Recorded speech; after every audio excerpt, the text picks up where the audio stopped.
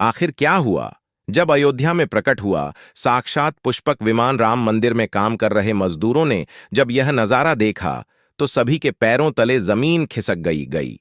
22 जनवरी प्राण प्रतिष्ठा से पूर्व अयोध्या में इतने बड़े चमत्कार का होना सभी को आश्चर्य में डाल रहा है। कुछ लोगों ने तो इसके साक्षात दर्शन भी किए हैं। जिन्होंने अपनी आंखों देखी जो बताया उसे सुनकर आपके भी रोंगटे खड़े हो जाएंगे। तो आगे बढ़ने से पहले अगर आप एक सच्चे सनातनी हैं, प्रभु श्री राम को अपना आराध्य मानते हैं, तो इस वीडियो को लाइक करके कमेंट बॉक्स में जय श्री राम जरूर लिखें। मेरे साथियों, 22 जनवरी 2024 को रामलल्ला अयोध्या के नए भव्य मंदिर में विराजमान होंगे और इस शुभ कार्यक्रम के लिए पूरे देश में निमंत्रण बांटा जा रहा है। शहर से लेकर गांव तक घर घर अक्षत वितरण में बच्चों से लेकर बड़े तक सहयोग कर रहे हैं। यहां तक कि महिलाएं भी घर घर जाकर अक्षत और श्री राम के अयोध्या की फोटो वितरण कर रहे हैं। अयोध्या में राम मंदिर में भगवान रामलल्ला की प्राण प्रतिष्ठा कार्यक्रम की तैयारियां तेजी से की जा रही है। इस कार्यक्रम को बेहद भव्य बनाने के लिए कोई कसर नहीं छोड़ी जा रही है। इस बीच राम मंदिर निर्माण का कार्य भी तेजी से किया जा रहा है। मंदिर निर्माण में जो लक्ष्य लिया गया था उसमें लगभग 80% कार्य हो चुका है। सरखंभों पर मूर्तिकार का काम चल रहा है। पिछले दिनों त्योहार की वजह से यह धीमा पड़ गया था, लेकिन अब वो भी तेज गति से पूरा हो जाएगा। निर्माण कार्य जल्द से जल्द पूरा करने के लिए सभी मजदूर रात दिन मेहनत कर रहे हैं। लेकिन 10 जनवरी की रात कुछ ऐसा चमत्कार हुआ जिसे देखकर सभी मजदूरों के होश उड़ गए। रात्रि के समय सब मजदूर अपना काम निपटाकर तंबू में सो रहे थे। उसी समय अचानक से उन्हें वहां कुछ हलचल महसूस हुई। सुरेश नाम के एक मजदूर ने जब डमरू से बाहर झांक कर देखा तो उसे राम मंदिर के परिसर में कुछ अजीब सी चमकती हुई चीज दिखाई दे दी। उसने अपने साथियों को जगाना चाहा, लेकिन कोई भी उसके साथ नहीं आया। हिम्मत करके सुरेश जब राम मंदिर परिसर में पहुंचा तो वहां का नजारा बहुत चौंकाने वाला था, क्योंकि वहां पर उसे एक बहुत ही दिव्य चमत्कार, एक विमान दिखाई दिया गया जिसका आकार मोड़ के समान था, जो दिखने में काफी सुंदर और तेज से परिपूर्ण था, जो कि राम मंदिर परिसर में पिछले क्षेत्र में उतर रहा था। लेकिन उस विमान को नियंत्रित कौन कर रहा था यह समझ नहीं आ रहा था, क्योंकि उस विमान में इतना तेज था कि सामान्य आंखों से नहीं देखा जा सकता था। लेकिन समझ में कुछ ऐसा रहा था मानो स्वयं साक्षात भगवान राम पुष्पक विमान के माध्यम से अयोध्या में उतर रहे हों। सुरेश ने यह चमत्कार अपनी आंखों से देखा, लेकिन अचानक से ही वह बेहोश हो गया, क्योंकि वो उसके तेज को सहन नहीं कर पा रहा था। सुरेश जब सुबह उठा तो वो उसी स्थान पर मौजूद था और उसके साथ ही मंदिर निर्माण कार्य पूरा करने के लिए जा रहे थे। और जब उसने सभी को रोक कर रात्रि की सच्चाई बताई, लेकिन सभी उसकी हंसी उड़ा रहे थे। लेकिन सुरेश मन ही मन समझ चुका था कि प्रभु श्री राम अयोध्या आ चुके हैं। यह उसके लिए सौभाग्य था कि उसे इतना सुंदर दृश्य देखने को मिला, जहां शायद उसने साक्षात पुष्पक विमान के दर्शन किए थे, यानी कि प्राण प्रतिष्ठा से पहले अयोध्या प्रकट हुआ साक्षात पुष्पक विमान। दोस्तों, देश के अलग अलग हिस्सों में कई बार अजीब सी आकृति के विमान देखे गए हैं, जिनका संबंध कई बार तो एलियन के साथ जोड़कर भी देखा जाता है। यानी कि अयोध्या में उस रात्रि को मोर की आकृति का विमान देखना वास्तव में प्रभु श्री राम का ही कोई संदेश हो सकता है। लेकिन क्या यह विमान सचमुच में पुष्पक विमान है? लेकिन इसकी आखिर क्या गारंटी है? इसे समझने के लिए हमें पुष्पक विमान के रहस्य को अच्छे से जानना पड़ेगा। आगे हमारे YouTube चैनल सन्यासी जी के पर आपको पुष्पक विमान का रहस्य बताएंगे, जिसे समझकर आपको यकीन होगा कि अयोध्या में पुष्प विमान का प्रकट होना कलयुग का सबसे बड़ा चमत्कार है। तो मेरे साथियों, रामायण में पुष्पक विमान का जिक्र है, जो पहले कुबेर के पास था। इसके बाद रावण ने उसे अपने सौतेले भाई कुबेर से लंका समेत बलपूर्वक हथिया लिया था। फिर रावण इसी के जरिए कहीं भी आता जाता था और रावण को हराने के बाद यह विमान से राम के पास आ गया। वह जीत हासिल करने के बाद इसी विमान से कई जगह होते हुए अयोध्या पहुंचे थे और रावण ने भी इसी के जरिए पंचवटी आश्रम से सीता का हरण किया था और उन्हें उस पर बिठाकर लंका ले गया था। कहा जाता है कि पुष्पक विमान आज के विमान की तरह था। पुष्पक विमान के जरिए रावण हवाई मार्ग से सफर किया करता था। रावण को मौत के घाट उतारने के बाद उसी विमान के जरिए प्रभु श्री राम, माता सीता और लक्ष्मण लंका से अयोध्या लौटे थे। रामायण में जिस तरह से पुष्पक विमान का जिक्र मिलता है, उससे तो यही लगता है कि यह आज के हवाई जहाज की तरह था, लेकिन तकनीक के मामले में मॉडर्न एरोप्लेन से कहीं आगे था। रामायण के सुंदर कांड के 7वें अध्याय में पुष्पक विमान के बारे में जानकारी मिलती है। पुष्पक विमान की आकृति मोर की तरह थी। यह अग्नि और वायु ऊर्जा से उड़ान भरता था। इसकी तकनीक इतनी उत्कृष्ट थी कि इसका आकार छोटा और बड़ा किया जा सकता था। कहा जाता है कि रावण अपनी पूरी सेना को साथ लेकर गए। इस विमान से उड़ान भर सकता था। पुष्पक विमान अपने चालक की इच्छा के अनुसार गति पकड़ता था और यह मन की गति से उड़ान भर सकता था। विमान में बैठने के लिए कई आसान बने थे। पौराणिक कथाओं के मुताबिक युद्ध के बाद भगवान श्री राम ने विमान का पूजन करके यह दिव्य विमान वापस कुबेर को सौंप दिया था और कुबेर ने पुष्पक विमान को भेंट स्वरूप प्रभु श्री राम को दे दिया गया, जिसके बाद इसी पुष्पक विमान से प्रभु श्री राम, माता सीता और लक्ष्मण अयोध्या पहुंचे थे। अब दोस्तों, कई हजारों सालों बाद एक बार फिर जब भव्य राम मंदिर का निर्माण हुआ है, तो पर श्री राम अपने भाई लक्ष्मण और मां का सीता के साथ एक बार फिर से अयोध्या धाम पहुंच रहे हैं, वह भी अपने इसी पुष्पक विमान पर, जिसका नजारा वहां के मजदूर अपनी आंखों से देख चुके हैं। रामायण के प्रसंग में कहा गया है कि जब माता सीता का हरण करके रावण ले जा रहा था, तो रास्ते में जटायु ने अपनी चोंच से रावण को चोट पहुंचाई थी। उस समय रावण पुष्पक विमान में ही मौजूद था। इसके बाद रावण में तलवार से जटायु को लहूलुहान कर दिया था। जटायु घायल होकर जमीन पर गिर गए और जब सीता माता को खोजते हुए राम पेड़ पौधे और पक्षियों से पूछते जा रहे थे, तो रास्ते में घायल जटायु से मुलाकात होती है। मरणासन्न पड़े जटायु ही राम को बताते हैं कि रावण सीता का हरण करके किस दिशा में गया है। लेकिन जब साक्षात प्रभु श्री राम पुष्पक विमान में अयोध्या आ चुके हैं, तो भला उनके परम भक्त जटायु कैसे पीछे रह सकते हैं। अयोध्या में राम लल्ला की प्राण प्रतिष्ठा से पहले जनपद की सीमा में गिद्धों का झुंड भी दिखाई दिया है।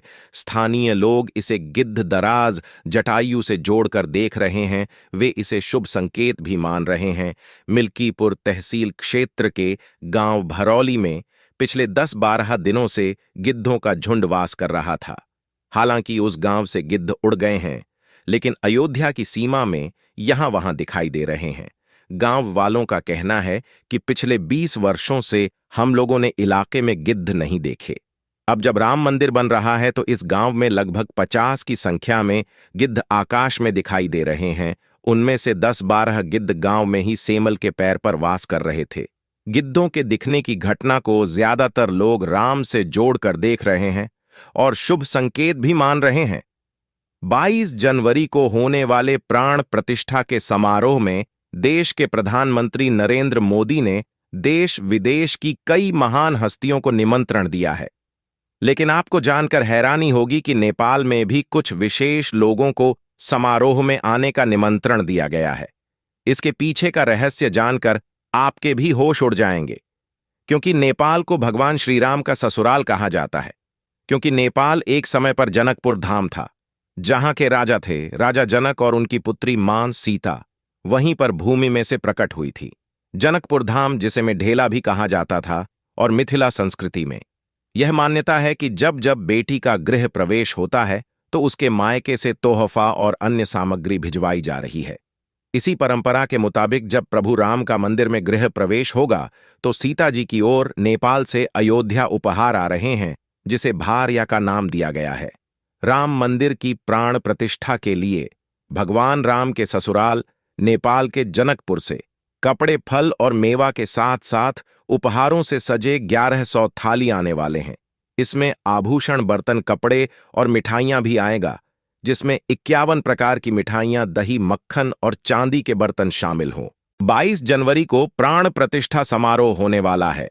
इसके लिए श्री राम जन्मभूमि तीर्थ क्षेत्र ट्रस्ट की तरफ से भगवान राम की ससुराल नेपाल के कई गणमान्य लोगों को निमंत्रण पत्र भेजे गए हैं। दोस्तों, आज हम राम मंदिर को बनते हुए देख रहे हैं। यह हमारा सौभाग्य है लेकिन इस भव्य राम मंदिर के बनने में कई हजारों कार्य सेवकों और राम भक्तों का बलिदान छुपा है। उस समय आक्रमणकारियों ने काशी मथुरा के साथ ही अयोध्या में भी लूटपाट की और पुजारियों की हत्या कर मूर्तियां तोड़ने का क्रम जारी रखा। लेकिन 14वीं सदी तक वे अयोध्या में राम मंदिर को तोड़ने में सफल नहीं हो पाया, क्योंकि हर बार राम मंदिर और अयोध्या की रक्षा करने के लिए आसपास के राजा मदद भेज देते थे। हजारों साधुओं ने भी मंदिर की रक्षा के लिए अपने प्राणों की आहुति दे दी। विभिन्न आक्रमण झेलते हुए श्रीराम की जन्मभूमि पर बना भव्य मंदिर 14वीं शताब्दी तक बचा रहा। कहते हैं कि सिकंदर लोदी के शासनकाल के दौरान यहां भव्य मंदिर मौजूद था और 14वीं शताब्दी में हिंदुस्तान पर मुगलों का अधिकार हो गया और उसके बाद ही राम जन्मभूमि अयोध्या को नष्ट करने के लिए कई अभियान चलाए गए। 1527-28 में इस भव्य मंदिर को तोड़ दिया गया और उसकी जगह बाबरी ढांचा खड़ा किया गया। कहते हैं कि मुगल साम्राज्य के संस्थापक बाबर के सेनापति ने बिहार अभियान के समय अयोध्या में श्रीराम के जन्म स्थान पर स्थित प्राचीन और भव्य मंदिर को तोड़कर एक मस्जिद बनवाई थी। 20 जनवरी 1885 को हिंदू महंत रघुबर दास ने पहली बार इस मामले को फैजाबाद के न्यायाधीश हरिकृष्ण के सामने रखा था। इस मामले में कहा गया था कि मस्जिद की जगह पर मंदिर बनवाना चाहिए, क्योंकि वह स्थान है प्रभु श्री राम का जन्म स्थान है। वर्ष 1947 में भारत सरकार ने मुसलमानों को विवादित स्थल से दूर रहने के आदेश दिए और मस्जिद के मुख्य द्वार पर ताला लगा दिया गया, जबकि हिंदू श्रद्धालुओं को एक अलग जगह से प्रवेश दिया जाता रहा। लेकिन सन 1979 में एक ऐसा चमत्कार हुआ जिसे देखकर मुसलमानों की भी आंखें खुल गई हैं, और ये रामलल्ला का बहुत बड़ा चमत्कार था कि मस्जिद के अंदर से अचानक ही रामलल्ला की मूर्ति प्रकट हो गई। लेकिन कुछ कट्टरपंथियों का कहना था कि कुछ हिंदू दलों ने रात्रि के समय छूके से यहां पर मूर्तियां रखी हैं। 1940 में भगवान राम की मूर्तियां मस्जिद में पाई गई। मुसलमानों ने इस पर विरोध व्यक्त किया और दोनों पक्षों ने अदालत में मुकदमा दायर कर दिया। सरकार ने इस स्थल को विवादित घोषित करके ताला लगा दिया। 30 अक्टूबर 1990 को हजारों राम भक्तों ने मुख्यमंत्री मुलायम सिंह यादव द्वारा खड़ी की गई अनेक बाधाओं को पार कर अयोध्या में प्रवेश किया और विवाद ढांचे के ऊपर भगवा ध्वज फहरा दिया। लेकिन 2 नवंबर 1990 को मुलायम सिंह यादव ने कार सेवकों पर गोली चलाने का आदेश दिया, जिसमें सैकड़ों राम भक्तों ने अपने जीवन की आहुतियां दी, जिससे सरयू तट राम भक्तों की लाशों से भर गया था। इस नरसंहार हत्याकांड के बाद अप्रैल 1991 को उत्तर प्रदेश के तत्कालीन मुख्यमंत्री मुलायम सिंह यादव को इस्तीफा देना पड़ा। उस समय कोठारी बंधुओं के बलिदान की चर्चा खूब रही। दिसंबर 1992 को विवादित ढांचा गिराया गया तो उस समय राज्य में कल्याण सिंह की सरकार थी। उस दिन सुबह करीब 7:10 बजे हजारों लाखों की संख्या में कार सेवक पहुंचे। दोपहर में 12 बजे के करीब कार सेवकों का एक बड़ा जत्था मस्जिद की दीवार पर चढ़ने लगता है। लाखों की भीड़ दास को संभालना सभी के लिए मुश्किल हो गया और दोपहर के 3:40 पर पहला गुंबद भी ने तोड़ दिया और फिर 5 बजने में, जब 5 मिनट का वक्त बाकी था, तब तक पूरे का पूरा विवादित ढांचा जमींदोज हो चुका था। भीड़ ने उसी जगह पूजा अर्चना की और रामशीला की स्थापना कर दी। मुख्यमंत्री कल्याण सिंह का साफ आदेश था कि कार सेवकों पर गोली नहीं चलेगी। इस महान कल्याण सिंह जी को हम शाश्वत प्रणाम करते हैं। मेरे साथियों, राम मंदिर को बंटा हुआ देखना सौभाग्य की बात है, लेकिन जब भी हम इसके पीछे हजारों हिंदुओं का बलिदान देखते हैं तो हमारी आंखें नम हो जाती हैं। तो दोस्तों, इस पूरी वीडियो को देखने के बाद आक्रमणकारियों के लिए आपके क्या विचार है, इसे कमेंट बॉक्स में जरूर बताइएगा और हमारे महान शहीदों के लिए आपकी श्रद्धांजलि नीचे कमेंट बॉक्स में जरूर दीजिएगा। कोई भी बात अच्छी लगी हो तो लाइक जरूर करें और हमेशा ऐसे सत्य चमत्कारी घटनाएं देखने के लिए हमारे चैनल को सब्सक्राइब करके बेल आइकन को प्रेस जरूर करें। हम फिर मिलते हैं आपसे एक ऐसी ही ज्ञानवर्धक वीडियो को लेकर। तब तक के लिए जय श्री राम।